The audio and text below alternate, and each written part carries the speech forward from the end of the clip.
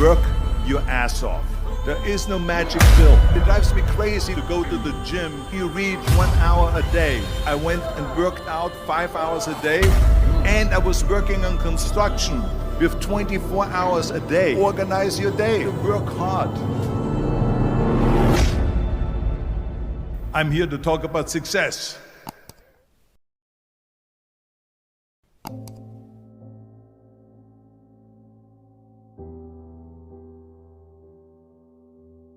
I went to college.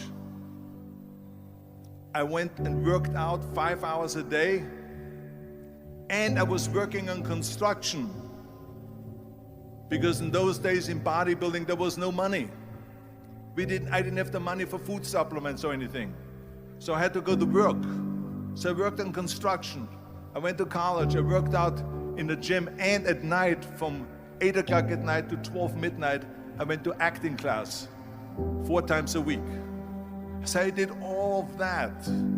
There was not one single minute that I wasted. And this is why I'm standing here today. With the age of 20, I went to London and I won the Mr. Universe contest as the youngest Mr. Universe ever. And it was because I had a goal.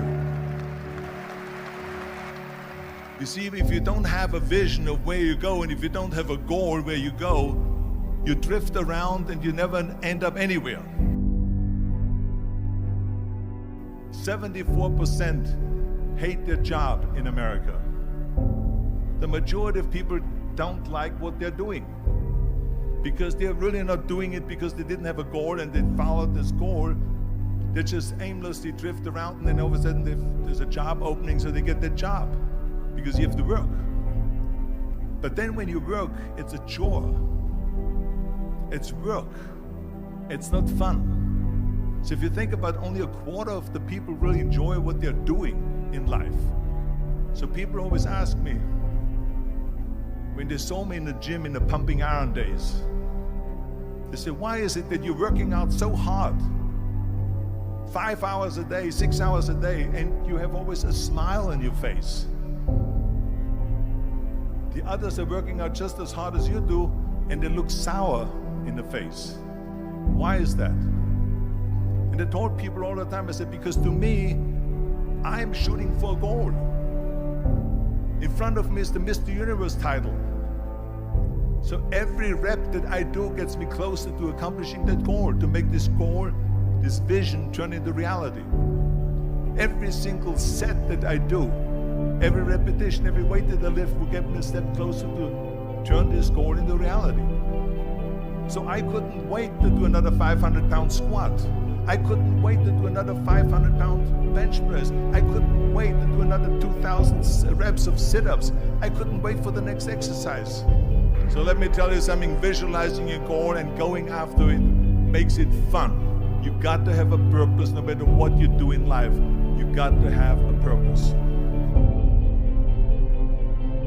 Muhammad Ali worked his butt off, and I saw it firsthand. And I remember that there was a sports writer that was there in the gym when he was working out, and he was doing sit-ups. And they asked him, how many sit-ups do you do? And he said, I don't start counting until it hurts. Now think about that. He doesn't start counting his sit-ups until he feels pain. That's when he starts counting. That is working hard. And so you can't get around the hard work. It doesn't matter who it is. Work your ass off. There is no magic pill. There is no magic out there. You cannot get around. You have to work and work and work. Make sure of this and make sure of that and all that stuff. So it's work. And it drives me crazy when people say that they don't have enough time to go to the gym for 45 minutes a day and work out.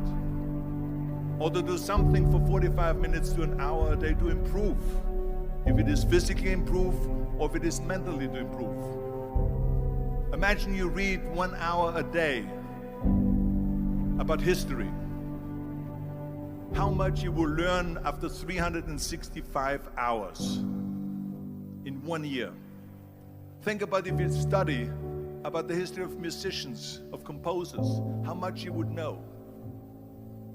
Imagine if you would work on a business, on some business that you want to develop every day for an hour. Imagine how further along you will go and get. So it drives me nuts because when people say we don't have the time, we have 24 hours a day. We sleep 6 hours a day, so that gives you still 18 hours. So there's someone shaking their head out here in front. They say probably, I don't sleep 6 hours, I sleep 8 hours, right? Or just sleep faster. So we have 18 hours a day. The average person works around 8 to 10 hours. So let's assume it's 10 hours, so we have 8 hours left. Then you travel around an hour a day, maybe 2 hours a day. So now you have still 6 hours left. So what do you do with these 6 hours? What do you do with these 6 hours? Then we eat a little bit, then we schmooze a little bit, talk a little bit to people and all that stuff. But you can see how much time there is available if you organize your day. So you got to work hard. I hate plan B. And I tell you why. Because we have so many doubters, as I've said earlier, the no-sayers. We have so many of those people that say no and you can't do it, that's impossible. That is okay because we just turn off, as I said earlier, and we listen and we hear the no being a yes. You can't do it, you can do it, and all of that. So that is possible to do that amongst all the negative people around you. But when you start doubting yourself, that's very dangerous. Because now what you're basically saying is that if my plan doesn't work, I have a fallback plan, I have a plan B. And that means that you start thinking about plan B, and every thought that you put into plan B, you're taking away now that thought and that energy from plan A.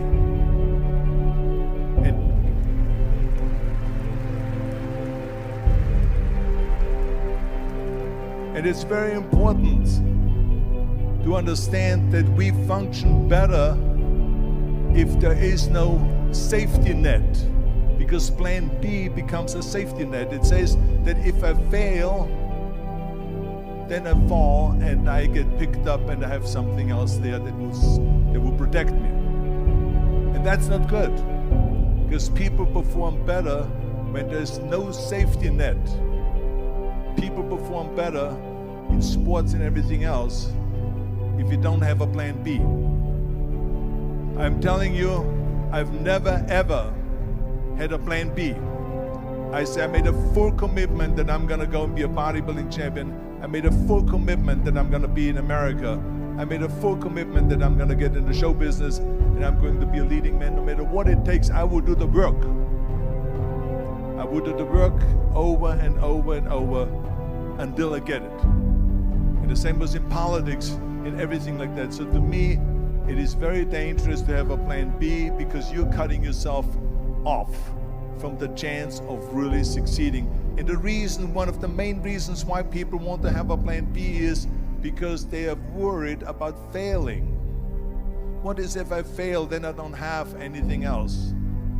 Well, let me tell you something, don't be afraid of failing, because there's nothing wrong with failing. You have to fail in order to climb that ladder.